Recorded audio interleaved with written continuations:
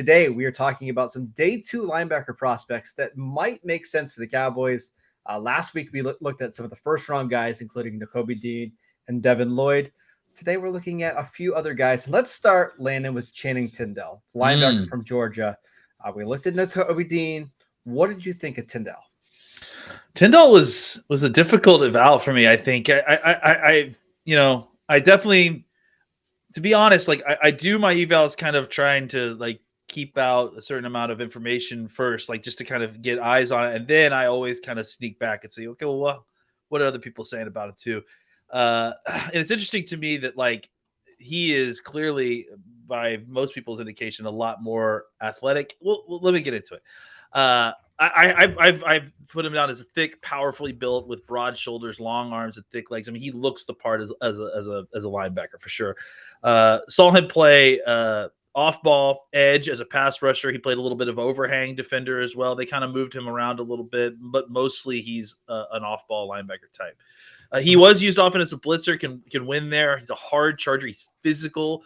He has good curvy linear speed, like so when he's moving at speed, he can kind of curve his body and not lose any momentum, which is a really good when you're trying to run stunts and games and twists around. You try to get around really quickly and just avoid traffic to get to the quarterback. He punishes pass protecting running backs when blitzing. Is very physical. Nice tackle radius, engages blockers with the correct shoulder with good balance. He definitely feels like a Mike linebacker to me. That's his best spot. He feels hot and cold with his effort in pursuit sometimes. He was on and off the field quite a bit. Like I understand UGA had a generationally talented defense, but it's something worth noting that he wasn't always on the field very often. And for a guy that's being potentially drafted in the second round, that seemed odd, right? We should mention that because, first of all, Nakobe Dean, as great as he was, only played 650 snaps this year, okay? Tindall was second on the team in linebacker snaps at 474. Then they've got another linebacker, Quay Walker, who might be a top 50 pick, and he kind of rotated in with those guys. So on top of there being 3 NFL talented guys, they also had the number 1 defense in the league. I mean, they gave up 8.8 points per game. Yeah. There just wasn't a lot of defensive snaps to be available, right? So that's part of it. That's definitely part of it. He has good range to sideline when he sees it early. He's better moving forward. I think this is the key thing here. He's better moving forward than back or side to side. I think that's, he's very, and I think the spot where I was surprised, and I think you and I had discussed, right, was exactly how fast he is supposed to be, right? Because you see it on film to a large degree. I mean, he's moving for sure, but like he's not. It's very straight line. He's not very agile or quick, or he's not going to be great at mirroring running backs out of the backfield necessarily.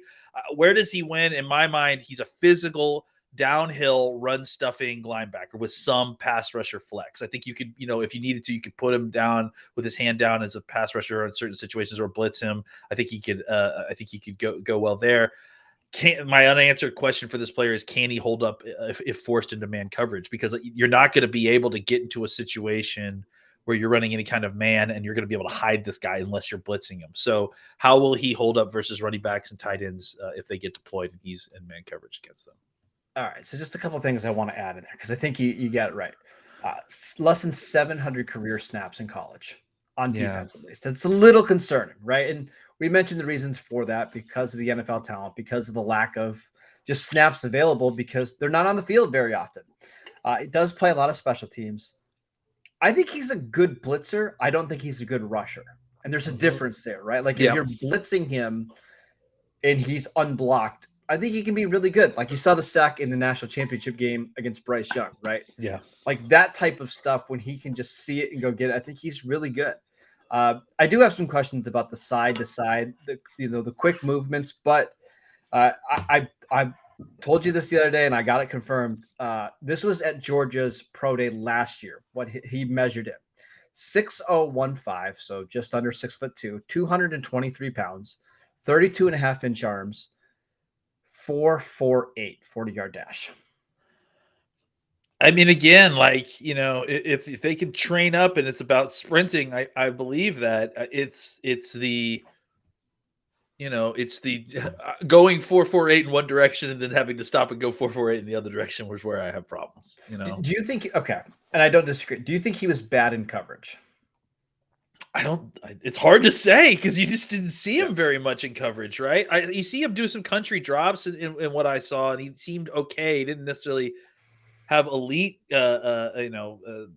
instincts there. But again, and I guess this is kind of why we bring up the snap count thing. It's if anything, my concern is that he hasn't played a lot, No. he's very good, and I think there are reasons for the lack of snaps, but he has not played a ton, and I worry about the experience aspect of playing linebacker there. Do you think his coverage ability, or maybe lack thereof, is all that different from like what we saw from Micah Parsons 2 years ago, where we don't know that he can't do it, we just haven't seen him do a lot of it? I think in the sense that they're both unknowns, then yes, I agree that that's a fair comparison. He's not the player Parsons is, right? But it's kind of no. He's a good athlete. We just don't know if he can cover outside of a few flat drops, right? He's not nearly the athlete that Parsons No, is. he's not. He may test in a similar. Well, we don't have Parsons testing numbers, but I mean, he may test in some similar ways, but the way he moves and carries himself is completely different than the way Parsons moves and carries himself. I actually wrote down this player. I don't think he necessarily plays this like this, but I think he moves it like a Bruce Carter coming out of North Carolina. That's actually a really good comparison, I think, because Carter, if you remember at the end, they were basically trying to put him at Sam linebacker because the truth of the matter is with all that athleticism and all that length and everything, he just was not very good at read and reacting. He was not necessarily good at changing directions and doing what he needed to do to kind of flow to the ball. He was a better tool when pointed at something and directed at something. So I think that's actually a very good comparison. All right, so let's talk about kind of round where you would be comfortable drafting this guy. I've seen him. I'm looking at the consensus board right now, the top 7 draft analysts, and seems like they all have him somewhere between 40 and 50. That seems too high to me. Second round, I couldn't get behind it. The third round, it makes sense to me. What do you think? Yeah, I mean, it's tough because there's a lot of unknown there, and there are some things that you do know that are that you feel like might be limiting as where he's going to play necessarily, and the kind of style he's going to play in. So I think you take him maybe in the second round, hoping that with all that athletic potential and the lack of experience, that he really blossoms in the NFL and becomes something a lot better than he was at Georgia. But yeah, there's risk there that what you see is what you get, and that if he was that type of elite player, then maybe they would have rotated him less at UGA. If he was really incredible. So I think there is some risk here because not because of his athleticism. I think his athleticism shows that he can play NFL linebacker, but there just isn't a ton on tape to show you exactly how he's going to be in coverage specifically. And I think that's, going to be a major part of what his role is. So if the Cowboys drafted him, let's say in the third round, and you're going to the season with Parsons, Tyndall, and Cox as your 3 linebackers, how do you feel about that? Yeah, I mean, I feel pretty good. I think you've upgraded the position. I think Tyndall is not having to spend a top 2 pick. Yeah, I mean, I don't hate like the idea of Tyndall. I think he honestly, is kind of similar in some ways to kind of.